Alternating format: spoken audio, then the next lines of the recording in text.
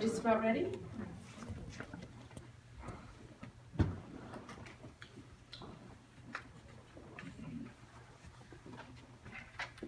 Good afternoon. I'm Tierney Tennant, Director of Communications for Oklahoma City Public Schools. Thank you for being here today. We ask that you hold all questions to the end of the news conference. The students will be available for questions, but will not provide any comments from the podium. We'll start with Keith Steiner, our District Athletic Director, followed by Brandon Carey, Legal Counsel for Oklahoma City Public Schools.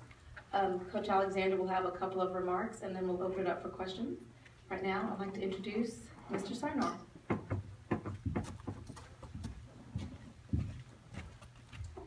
Well, welcome. I thank you guys for the opportunity to come and to advocate on behalf of the children at Frederick A. Douglass High School.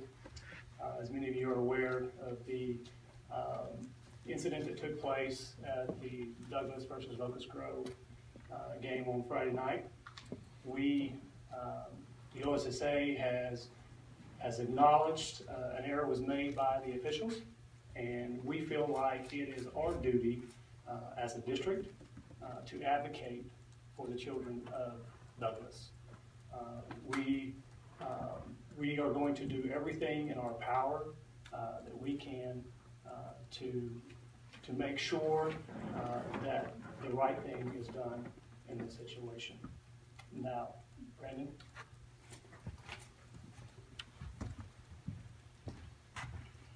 Good afternoon. My name is Brandon Carey. Keith Steiner and I met with representatives from the OSSAA earlier this afternoon.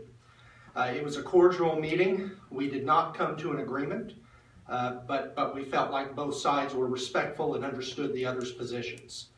OSSAA's position is that their board policy prohibits a protest of anything that involves a rule situation or judgment, or the judgment on the part of the official.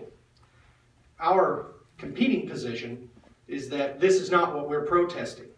We are neither protesting the rule that was applied, which is a sideline infraction, or the judgment of the official that a sideline infraction had occurred. We are specifically protesting the misapplication of this rule, which changed the course of the game and quite possibly the final outcome of the game.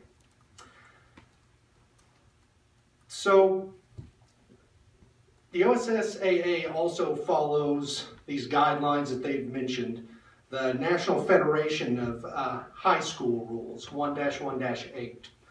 They've mentioned this several times. Those specific rules indicate that state associations may intercede in the event of unusual incidents that occur before, during, or after the game official's jurisdiction has ended. So we also believe that not only does their board policy not prohibit this protest, we also believe that based on the national rules that they follow, that they can intercede in this unusual incident, which we believe was clearly unusual.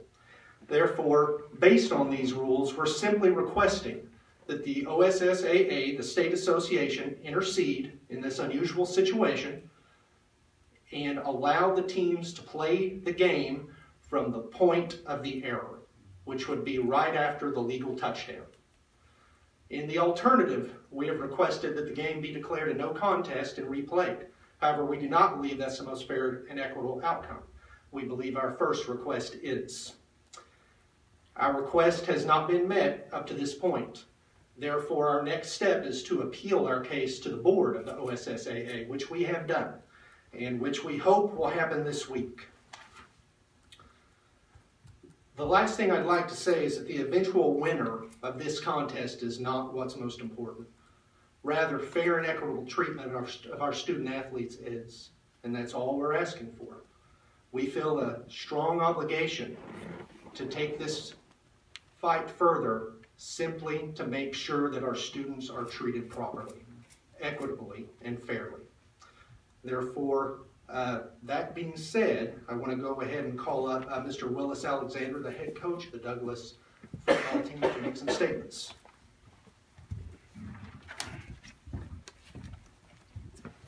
First off, I'd like to thank our Central Office Administration for supporting us through this ordeal.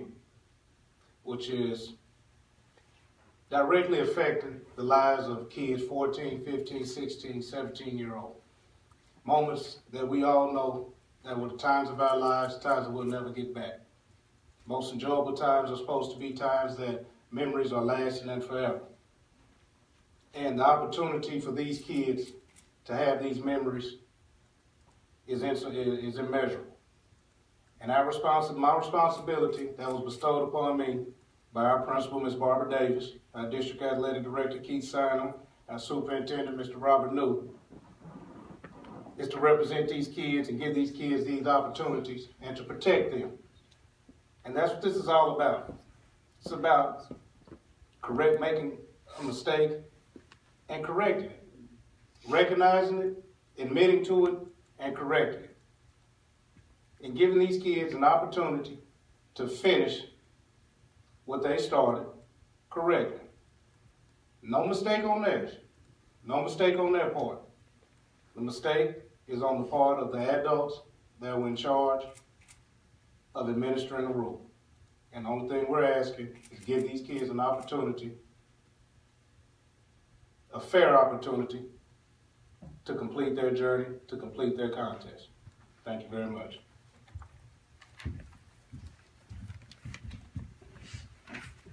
At this time, we will gladly take questions. You can direct them toward Mr. Sinar. We have two Douglas High School football players here with us as well that can answer a few questions. Also open is our legal counsel and Coach Alexander. So, who's first? Yes, Carl. If we could hear from the players, if you don't mind introducing yourself and telling us how you feel and how you felt when you learned this touchdown got taken away. Okay, I'm Christian with a C, Christian Loper, and I feel disappointed about the situation. And I feel like we were treated unfairly. How's the team doing? What are the players saying about what happened? Everybody feel like we got did wrong. Like it didn't feel like a normal Monday for us today. It just wasn't normal. How did you feel after the game? The game, I felt heartbroken. It felt like I just lost a relative. I know you guys have gone through a lot in the last 2 years in Douglas. What would going to a state championship mean to you? It mean a lot to me because it'd be my first one I ever got, so it mean a lot.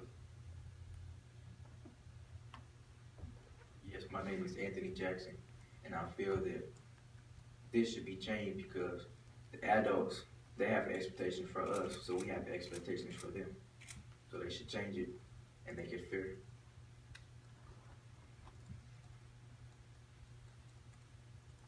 Coach, what have you told your players about this? How do you like your chances on this field? Well, we let the powers that be, do their job, and we entrust in them. And told our kids that, we're going to keep moving forward. We're going to continue to go to school. Education is the most important thing that we're focusing on. We're going to keep pressing on like we normally would. Exactly how much time would you want reset? It was about a minute, right? There's 1 minute and 4 seconds left in the ball game. So the minute and 4 seconds is really what you want back. Well, I don't know if we can ever get that back, but I just want the opportunity to complete that 1 minute and 4 seconds with the proper enforcement of the penalty and letting the kids decide it on the field. The two athletes, what grades are y'all in? I'm a senior, and I'm a junior. Talking to the senior first. With that possibly being, your last game, to have your football season possibly end on that, your career, what do you think? I feel discouraged.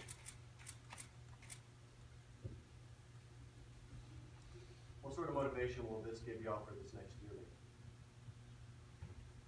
The next year is not guaranteed, so we have to live our life on today and not next year. Hey, Anthony, can you put us on the field for a second? Tell us, you guys were facing a 4th and long when you scored the touchdown. What was the play call? What did you see? And then Christian, maybe you can describe to you. Just take us to that moment when you guys scored that touchdown. Thought that we finally had the breakout, but then again, it got taken away from us. What'd you guys call? What was the play?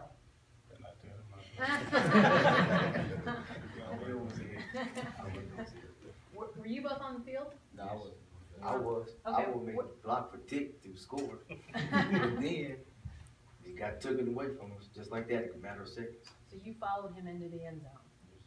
And at what point did you realize something's happened? When I turned around, seen the flag on the ground. What about you, Christian, from the sidelines? What did you see? At first I saw the players running down, trying to celebrate. Then our crowd just got quiet. You know, we looked, we saw a yellow flag on the ground.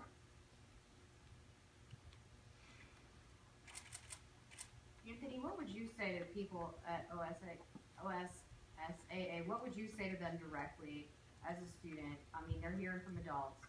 From a student, what would you say to them to get them to change their minds to let you guys replay the end of the game? To do the right thing and make it fair.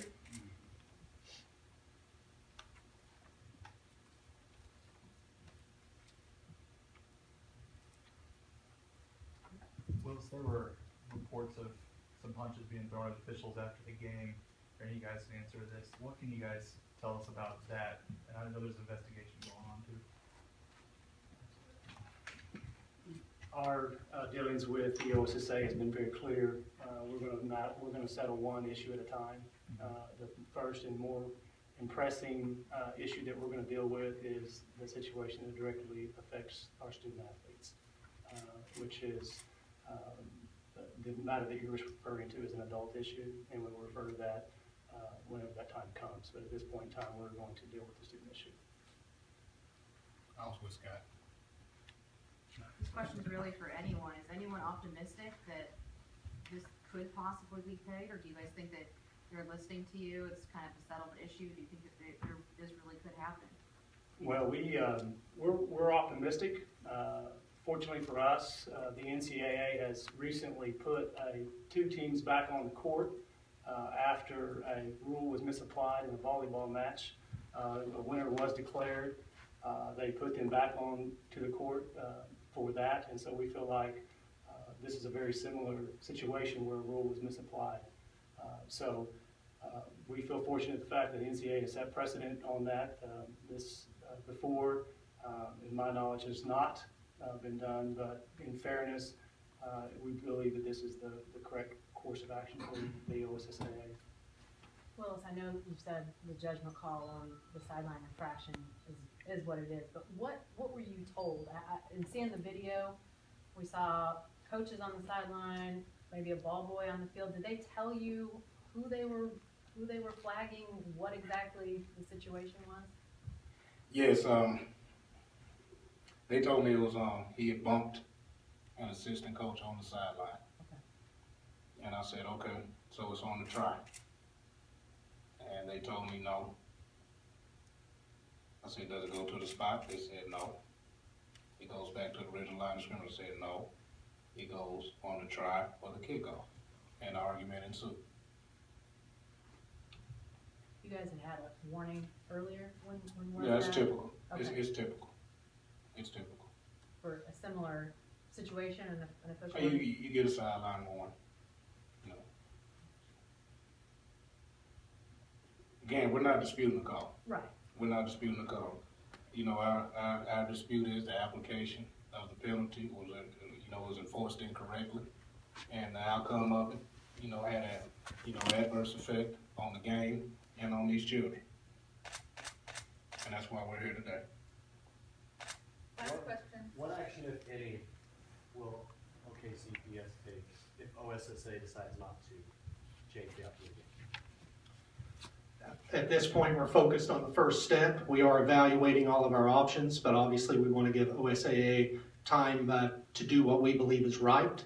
So at this time, we're not going to express what will happen if the appeal doesn't go our way. We're pretty focused on that, and we'll make that decision at that time. One more from. Well, so there's a chance maybe this week it gets overturned.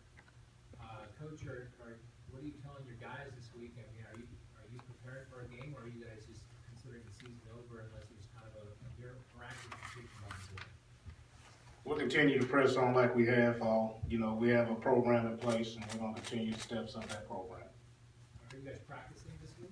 We're gonna continue the steps of our program. Okay. All right, thank you all very much. We have a video copy of the play if you need one. Just make sure you get with Davy right here. She'll raise her hand and we can email it to you.